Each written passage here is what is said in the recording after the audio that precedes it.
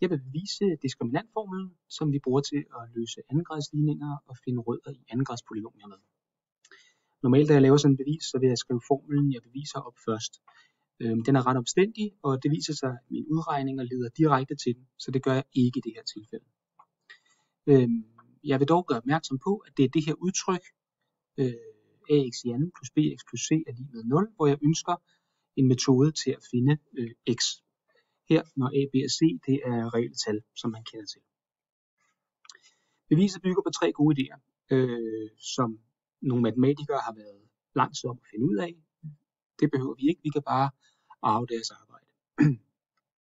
Så den første gode idé, det er, at på det udtryk her, der er oppe øverst, der ganger jeg igen med 4a.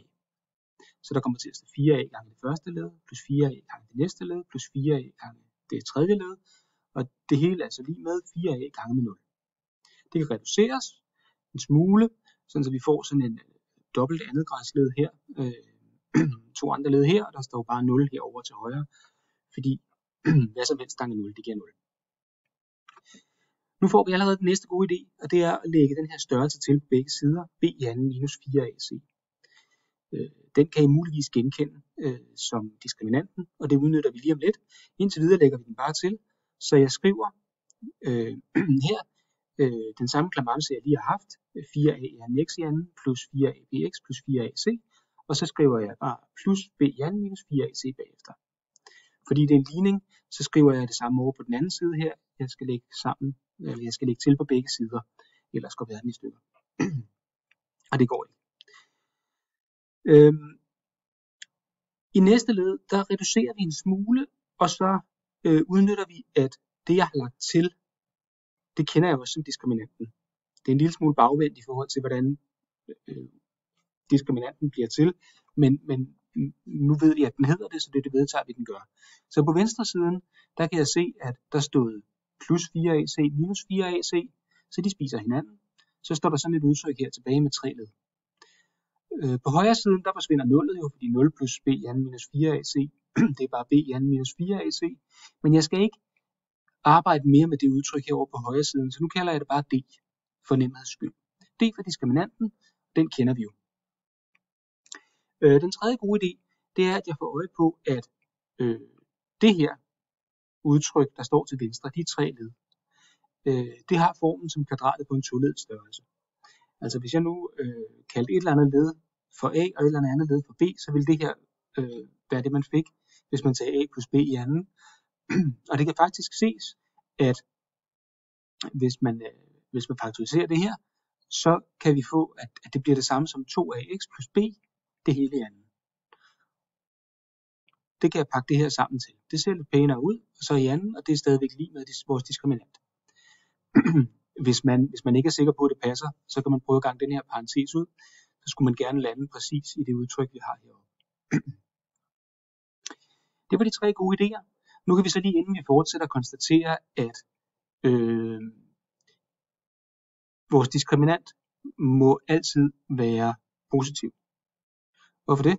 Jo, fordi hvis der står en eller anden værdi herinde i, hvis den er positiv, det kunne være 3, så vil der stå 3 i anden, 3 gange 3, det er 9, det er også positivt.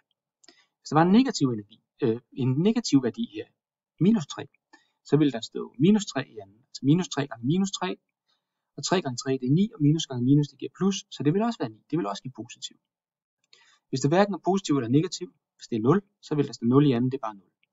Så det allerlaveste, vores diskriminant kan være, det er 0. Det betyder i praksis, at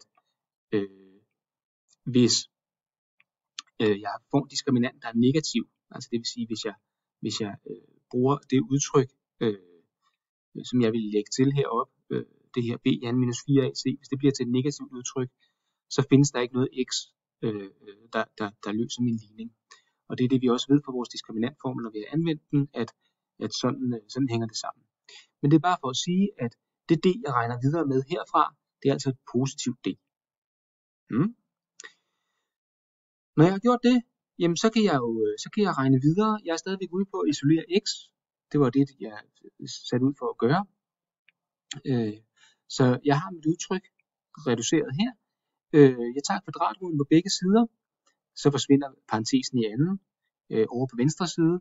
På højre side skal jeg så tage kvadratroden af diskriminanten, og på grund af det jeg lige sagde med, at hvis diskriminanten nu var 9, så kunne jeg få 9 både ved at sætte plus 3 og minus 3 i anden, så må jeg også helgardere ved at sætte plus og minus foran diskriminanten her.